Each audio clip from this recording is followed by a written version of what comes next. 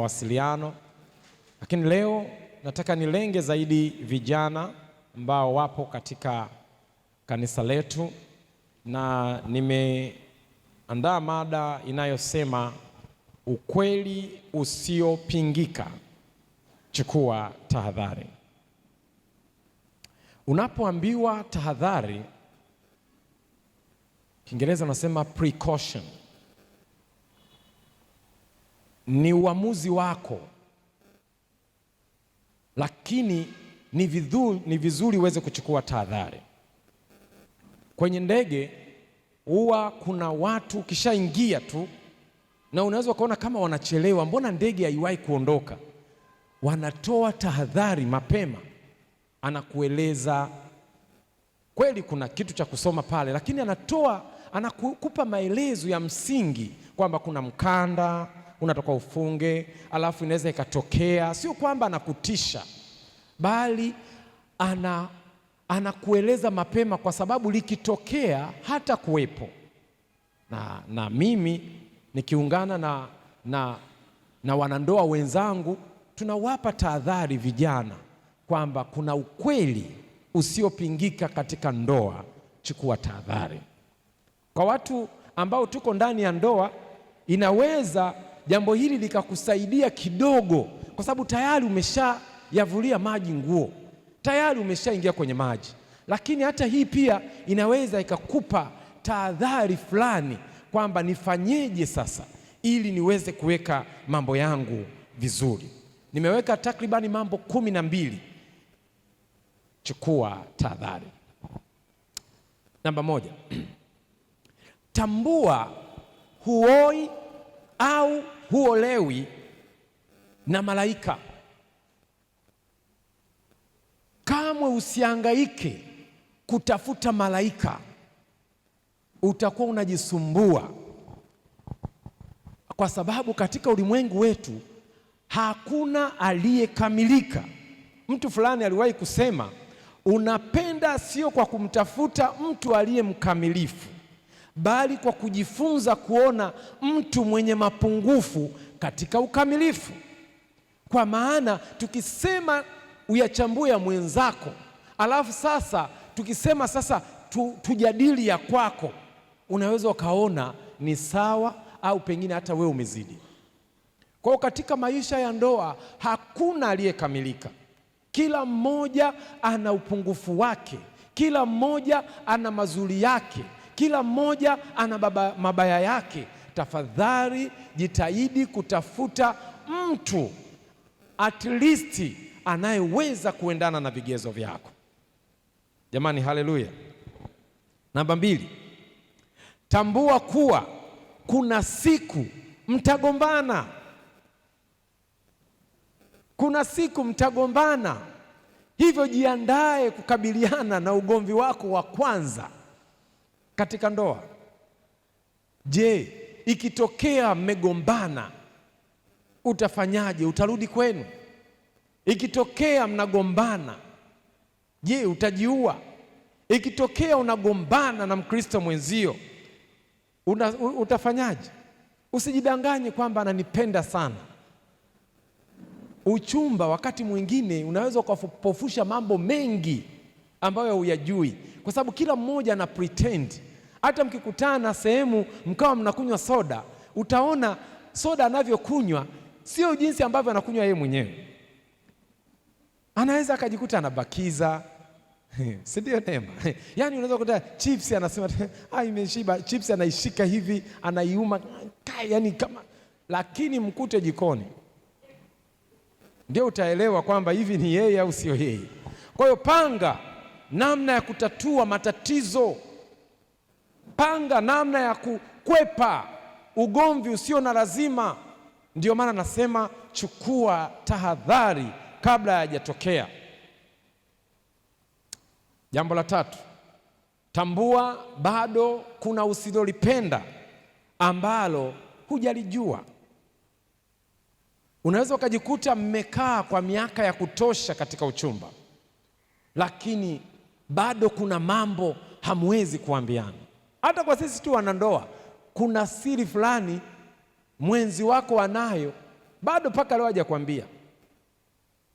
Mtu fulani niliposoma kitabu chake anasema ni mpaka imefika miaka 25 ndipo mtu anaweza akaeleza ukweli wote, at least panapokuwa na lazima. Kwa hiyo bado kuna mambo, kuna siri fulani, uliwahi kufanya jambo fulani lakini hujawahi kumwambia mwenzi wako, hujawahi. Inachukua muda. Kwa hiyo elewa kwamba jiandae kukabiliana nacho. Usiseme ningejua nisingekuwa naye. Elewa moyo wa mtu ni kichaka, ni siri anayojua yeye mwenyewe. Siri sio ya watu wawili, siri ni ya mtu mmoja.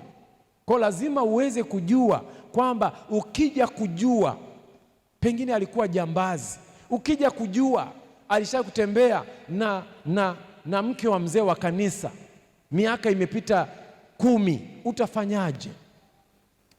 Kabiliana nayo mapema. Ndio maana nasema ukweli katika ndoa, chukua tahadhari. Kubali kuwasikiliza wambea wanachosema. Wambea pia wana ukweli, na unajua sisemi waongo tayari wana uongo tayari, lakini umbea ni ukweli. Sema anayeuleta sio muhusika, na pengine unaletwa kwa muda ambao sio sahihi, ndio maana unaitwa umbea. Wambea wanaweza wakawa wengi, lakini wasikilize. Usiache kuwasikiliza, kwa sababu ndani ya umbea wao unaweza ukakusaidia katika kufanya maamuzi. Ndani ya huo umbea unaweza ukawa kuna ukweli ambao unaweza ukakusaidia aidha niishi naye au nisiishi naye. Jitahidi, chukua tahadhari ili upime we mwenyewe. Jambo lingine, tambua unaenda kuoa au utaenda kuolewa mahali ambapo kuna ndugu. Kuna baadhi ya mazingira yanatulazimisha tukae na ndugu. Kuna wakati utashawishiwa ukae na mama mkwe, ukae na baba mkwe. Utaishi nao vipi? Mimi ilinikuta, mama yangu alikuwa ameugua, ni ugonjwa wa mwaka wa 4 huu sasa kwenda wa 5. Aliugua kansa ya damu, na ikanilazimu kuishi naye, kwa sababu kwanza alipenda tu kukaa kwangu, kuna utulivu. Kila akija kwangu anapata nguvu na anapona vizuri, kwa sababu mimi sina makeke mengi. Mama anatulia hapo, anaangalia kama ni TV, anakula kwa wakati, anapata chakula natural kizuri, anapona vizuri. Akirudi saa nyinginewe huko kwa dada zangu wengine, purukushani, mara twende kidogo kwa Mamposa, twende kwa nani, anaumwa mpaka anabaki na damu moja. Akirudi napambana naye, ni Mloganzila nyumbani. Mpaka walishangaa madaktari, mpaka walimpatia zawadi ya kitenge. Wanasema hatujawahi kuona. Kila ukija tunaona kuna mabadiliko makubwa, na hiki kitu kinaanza kuisha. Tunataka tujue ni kitu gani kingine kinachokusaidia mpaka umebadilika hivi, umekuwa hivi. Kwa sababu wodi anayopelekwa kuna wagonjwa karibia 4. Nawaambia ukweli, ushuhuda wa kweli. Mama anachofanya, anakuwa kama mwinjilisti, anawaamsha alfajiri mapema, ye mgonjwa, lakini anawaogesha wenzake. Akishamaliza anawaombea.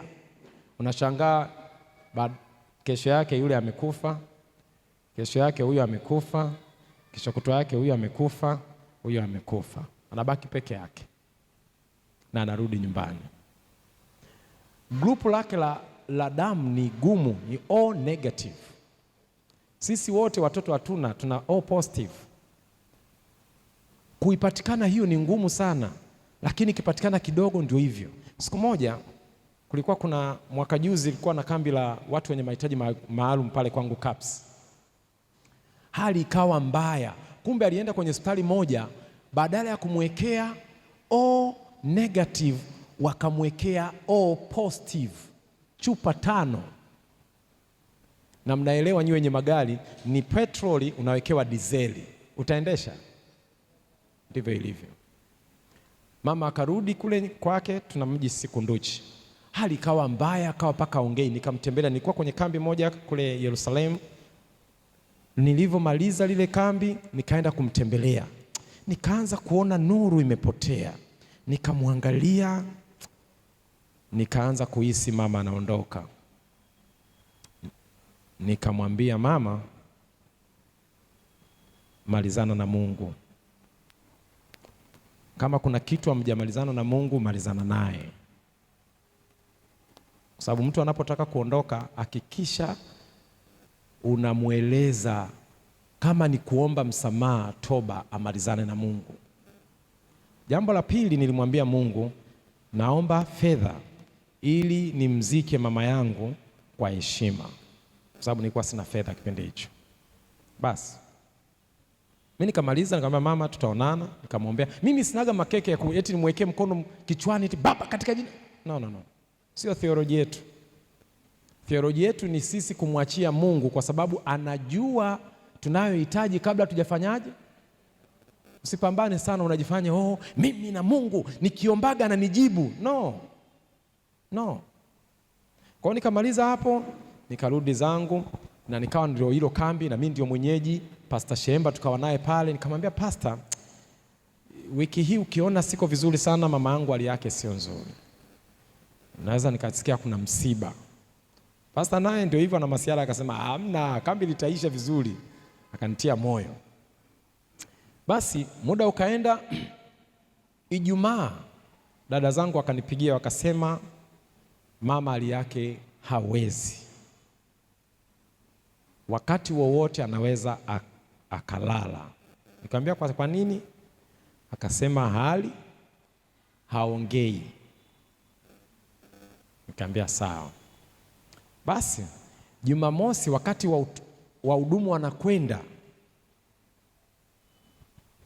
nilikuwa pale na mwenyekiti wa union enzi hizo na viongozi wa division ambao walikuwepo wanahudumia wale watu wenye mahitaji maalum. Nikawaza sana. Jumamosi jioni ambapo tumefunga kambi, nikapigiwa simu, nikaipokea, nikasema hii simu ina jambo. Nikapokea, wakaniambia tumeamua tumpandishe mama aje Mloganzila, anakataa. Sasa Pastor Sam, wewe ongea naye kwa sababu wewe anakupenda zaidi. Unaona sasa ile niliyowaambiaga ile, si ndio? Japokuwa mimi mama haiti kwa jina langu, ile kwa sababu ni mtoto wa kwanza wa kiume, walipita wadada 4 ndio mimi wa 5. Nafikiri alinipenda zaidi. Kwa akasema kwa kuwa anakupenda, hebu ongea naye wewe, anakusikiliza sana. Nikamwambia haya, nipeni. Nikamwambia mama, unanisikia? Unataka tuonane? Nikamwambia haya, panda hiyo bajaji haraka, tutaonana Mloganzila. Basi akakubali, wakampandisha. Tumefunga pale mkutano saa 2, tukawa tumeenda Mloganzila. Tukamkuta madaktari walivyompima, alikuwa damu haionekani, inaonekana maji, kwa sababu ya ule uchafu, ile damu nyingi aliyowekewa ambayo sio group lake. Lakini nilishangaa, alinyanyuka akakaa kutoka kulala. Alafu nikamwambia unatukumbuka sisi? Akasema huyu ni mchungaji na wewe ni mchungaji. Nikamwambia sawa, huyu Pastor Shemba atakuombea. Akaomba, na nilikuwa naenda kwa makambi mawili, Arusha na Babati. Nikaondoka, kurudi yuko nyumbani, mpaka leo hajaongezewa damu. Anasisitiza mke wangu ni mama bora, anaishi naye. Nasikia nikwambie, nyinyi wazee nyinyi mna shida kuna wakati, lakini vijana nataka niwaambie ni kuwavumilia. Yaani wazee wana shida sana. Yaani anaweza tu akawa hataki tu kuangalia TV, ila anataka wote msiangalie TV. Unaona? Haya. Mama yangu alikuwaga ni Yanga lialia. Mnajua Yanga nyuma mwiko, si ndio? Achana na ubaya ubwela. Yanga ikishinda, pasta, chumba kinapambwa njano na kijani, tunakula wali, hata kama una kesi unasamehewa. Sasa ngoja afungwe akiwa anaumwa. Sasa hebu nizimieni hiyo nani, hataki kuona chochote. Kwa hiyo ninachotaka niwaambie, kuna wakati, kuna mazingira yatakulazimisha kuishi na wazazi, kuishi na mawifi, kuishi na mashemeji.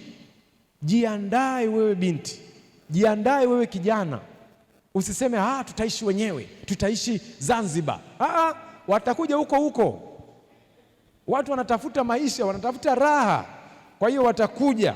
Lazima uanze kujua tabia zao zikoje, namna ya kuishi na wazee inakuaje, namna ya kuishi na vijana wadogo. Kuna mashemeji wengine wadogo, na kuna sehemu nyingine unapaswa umwamkie.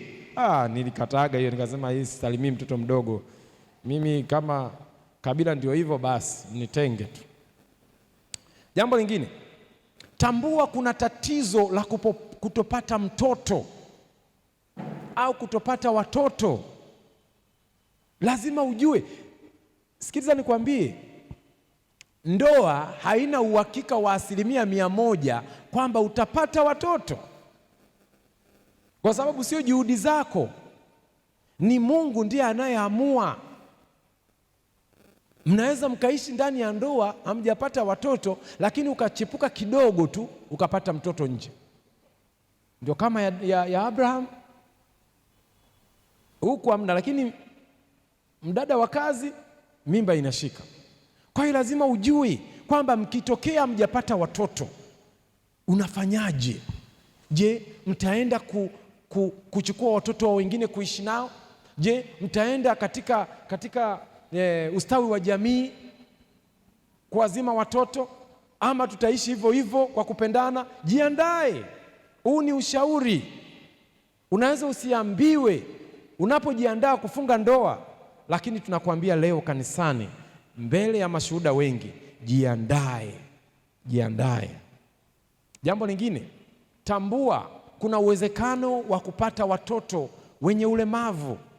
Mmoja wenu anaweza akawa na vinasaba vya ulemavu wa akili au ulemavu wa viungo. Inaweza ikawa ni kifafa, inaweza ikawa ni ualbino, inaweza ikawa ni sickle cell na magonjwa mengine mengi yanayosababisha mtoto kuzaliwa akiwa na mapungufu, aidha na kichwa kikubwa. Je, utamkimbia huyo mtoto? Tunakuambia kwa tahadhari, jiandae. Wakati mwingine ni changamoto Mungu anakuletea ili akupime imani yako.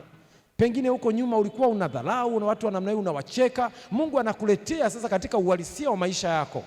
Ndio maana tunasema chukua tahadhari. Jambo lingine, tambua kuna nyakati za magonjwa sugu yanaweza yakatokea, kwamba miili yetu hujafa, hujaumbika.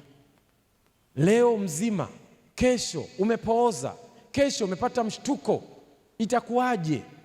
Je, ikiwa imetokea kwamba umekuwa na ulemavu wa kudumu, kwamba wewe ni wa kubebwa, wewe ni wa kuendeshwa na kigali, utaishije? Je, utaendelea kuwa na imani? Je, utaendelea kuwa na furaha? Je, utaendelea kusali? Je, utaendelea kuja kutoa sadaka? Haya ni mambo ya msingi unayopaswa uweze kujiuliza kama mshiriki, kama mtoto wa Mungu, ya kwamba hayo yakitokea, je, utafanyaje? Ikitokea unalala tu kitandani, unapaswa uogeshwe. Je, utaendelea kumwogesha? Utaendelea kumwambia nakupenda sana? Utaendelea? Au ndio utasema bwana, inabidi urudi nyumbani kule? Utafanyaje? Ni lazima tukwambie. Watu wengi hawasemi haya. Nimemsikiliza Roho Mtakatifu anasema haya, akawaambie. Ndio maana nakuja kwa ujasiri wote kukuambia, chukua tahadhari. Yakitokea tumekwisha kuambia.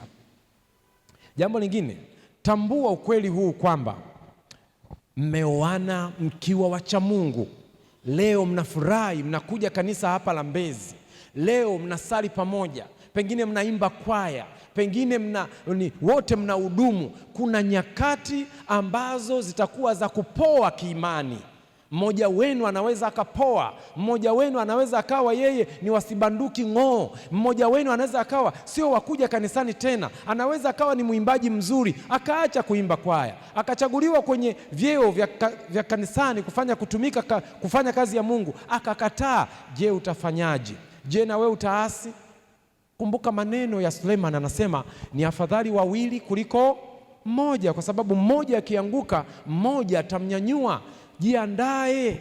Maisha ya ndoa si lele mama. Mtu anaweza tu akaamua siendi kanisani, siendi hata kama amefunga ndoa kanisani. Kwa lazima uweze kujua kwamba nyakati hizo zikifika, jitahidi usikate tamaa. Unahitaji kuonyesha imani yako, unahitaji kuonyesha viapo ulivyoapa, kwa hali nzuri na kwa hali mbaya, kwa umaskini na kwa utajiri, katika ugonjwa na katika afya, nitakuwa nawe. Haleluya jamani, tusiachane kwa sababu mmoja tu ameamua kubaki nyumbani. Jambo lingine, tambua zipo nyakati ambazo za kutoaminiana. Umwamini tu mwenzio. Kwa nini haniamini? Hata mimi ndaye kuambia hivi sijui. Inatokea tu kwamba mtu akuamini, akiona unaongea na simu anaanza kukuwazia vibaya, akiona unatuma message unacheka anaona unamcheka. Yaani inatokea tu katika maisha, kwa sababu maisha kama hayo yapo, na wakati mwingine ni jambo dogo tu limetokea, au amesikia jambo fulani tu, na usije ukasema ndoa imenishinda, sikubali tena, bora nirudi kwetu. Hapana, hicho ni kipindi cha mpito. Shikilia ndoa yako, mshikilie Yesu wako, endelea kusali, endelea kujiamini, kwa maana kama hautajiamini hauwezi kumwamini mtu mwingine. Kwa hiyo jua hilo linaweza likatokea. Tambua pia ukweli huu ya kwamba kuna nyakati za mafanikio katika maisha yako, kama jinsi ambavyo kuna kipindi cha mvua, kuna kipindi cha maua, na kama maua yakimea vizuri, wako wadudu wanaoweza kuja kufata utomvu, wanakuja kufata chakula. Ndivyo ilivyo. Kuna mafanikio ya furaha, kuna mafanikio ya fedha, kuna mafanikio ya mali yanaweza katokea, na hiyo inaweza ikasababisha ikawavuta ndugu wakaja. Usiseme hapana, mmekuja kufanya nini? Hebu rudini kwenu. No, jifunze namna ya kuishi nao, jifunze namna ya kufurahi nao. Ikiwa ni mali, ndugu wanaweza kuja kufuata hayo mafanikio, hivyo chokochoko zinaweza zikaanza. Jiandae kwa chokochoko hizo, jiandae kuambiwa wewe mchoyo, jiandae kuambiwa hivi na vile. Hayo ni mambo ya kawaida. Kuwa na hekima ukimtegemea Mungu. Haleluya jamani, usije ukasema afadhali niwe fukara ili hao waondoke. No, watu wengi wanatamani kuwa na mafanikio, wawe na magari, wawe na nyumba za kutosha, waishi na watu. Usiwafukuze watu, jiandae kuishi nao, jiandae kuwaonyesha upendo. Tambua pia kuna nyakati za kushuka tena kiuchumi, kushuka tena kwa afya, kuwa fukara wa afya. Unashangaa tu mnaumwa, haijulikani ni vipi. Unashangaa maisha yamekuwa magumu, mmekuwa masikini. Jiulize utasimamaje kipindi hicho.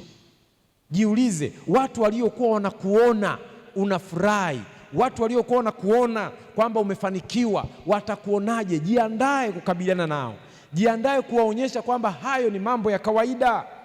Katika miteremko hii mikali ya maisha, hakikisha unaandaa miguu yenye misuli ya imani itakayoweza kusimama na Yesu. Bwana Yesu asifiwe. Jamani, Bwana Yesu asifiwe. Hayo ni mambo ya msingi ambayo Mungu ameniongoza nikuambie kama tahadhari, kama tahadhari. Haya yamewafaa hata wanandoa, kwamba bado hatujafika mwisho. Ndio maana tulipewa cheti mapema tulivyokuwa tukifunga ndoa, bila kusubiria kufanikiwa. Tulipewa mapema kwa sababu hata aliyekuwa anatufungisha ndoa kujua tungefika wapi. Ndio maana na washauri vijana leo kwamba chukua tahadhari. Haleluya jamani. Niwakaribishe sasa katika kuleta maombi na kuleta sadaka. Kama kuna swali lolote, wewe liandike, mpatie kiongozi wetu, atanifikishia. Kabla sijaanza hotuba, tutakuwa tumelijibu zaidi. Bwana Yesu asifiwe. Nena rohoni Yesu, nena kwangu. Njoni mbele kama kawaida. Sema kwangu kwa pendo, huachwi upweke. Fungua. Ila leo vijana, tutaomba vijana wote ambao hawajaoa na kuolewa waje, watakuja hapa katikati. Wanandoa tutawazunguka. Jaza roho na sifa, sifa zako. Vijana njoni mbele. Kila siku soge mbele zaidi kijana. Vile kwa upole nong'oneza kwa pole, upole wa pendo daima utashinda.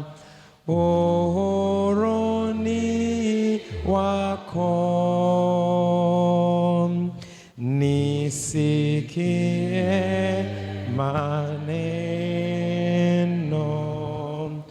uachwi upweke. Beti la 3. Nena kama zamani,